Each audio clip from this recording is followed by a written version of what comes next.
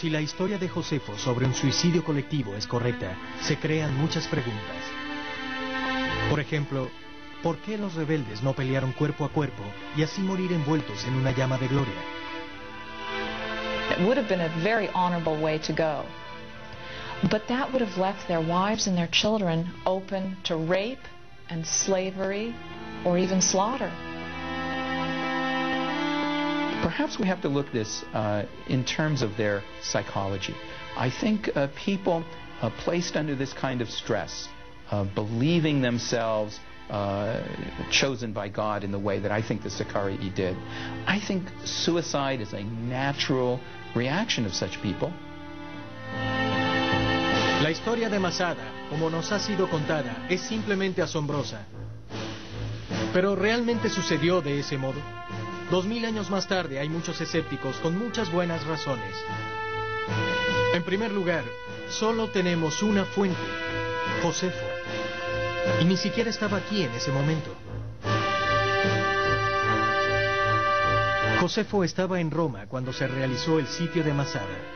Había dejado la Tierra Santa luego de la caída de Jerusalén. Cualquier información que tuviera sobre Masada era, en el mejor de los casos, de segunda mano.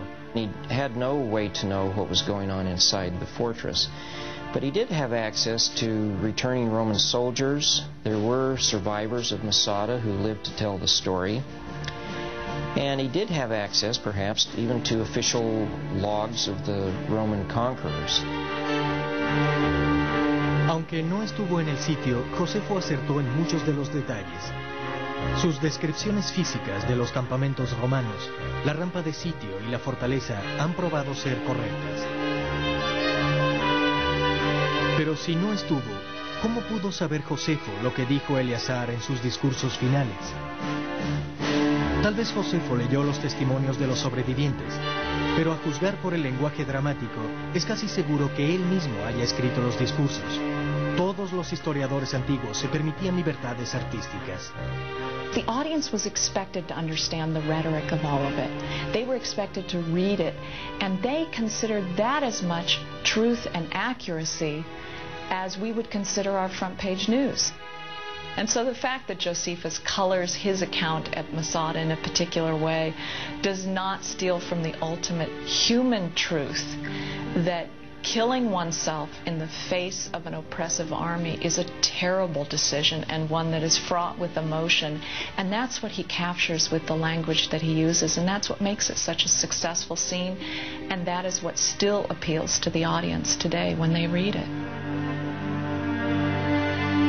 Aquí hay otra interrogante. Los motivos de Josefo para escribir su historia. Distaba mucho de ser imparcial.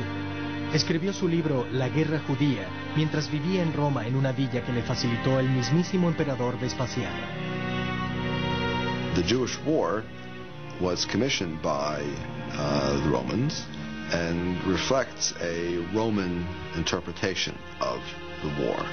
Namely, the Romans are not responsible for the war. The Romans are not responsible for the catastrophic outcome. The Romans behaved properly during the war. Obviamente, Josefo quería complacer a sus amos romanos, pero también tenía sus objetivos personales. Como sacerdote judío había sido llamado traidor por unirse a los judíos. Su libro pudo haber sido su manera de explicar el por qué estuvo en contra de los rebeldes. Josephus clearly wants us to see that fanaticism is wicked and that it brings about destructive consequences.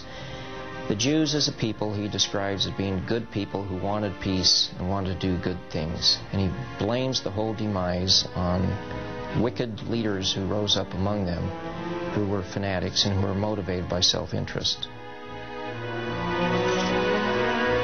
Y sin embargo, aunque Josefo culpa a los rebeldes sicarios por llevar la destrucción a su tierra natal, los hace ver nobles al final. Tal vez para persuadir a los romanos de que trataran a sus hermanos judíos con indulgencia en el futuro.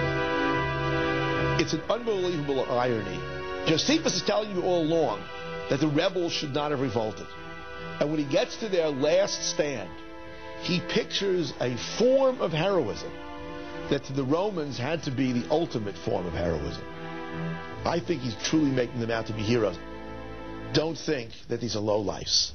These are really phenomenal people who were sacrificing everything for beliefs that we have to admire, even though it would have been much more prudent not to make that sacrifice.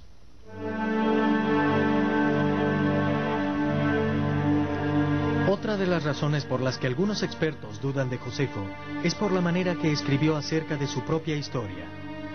Dice que años antes del sitio de Masada, él mismo fue parte de un pacto suicida en una cueva justo antes de rendirse a los romanos. Remember, Josephus describes two massive suicides, one with his group up north and one here at Masada. The probability of two of those events happening, one after the other, in a history where no such event happened ever, is very questionable. There is no evidence for these 960 suicides. There is no evidence for the mass suicide of the troops at Jotapata. Was there a mass suicide? I tend to doubt it. And I think I tend to agree with my colleagues who say that this is a literary device. I think it's very unlikely that the mass suicide occurred as described by Josephus.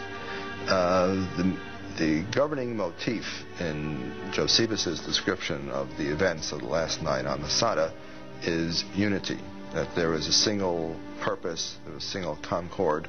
All of the Sikari, men, women, children, were all united in a single purpose and in a single plan.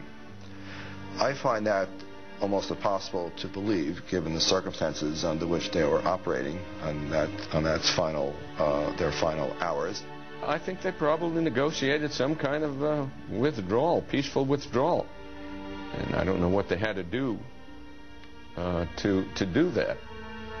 But I think the mass suicide, in my opinion, that theory is impossible to accept any longer.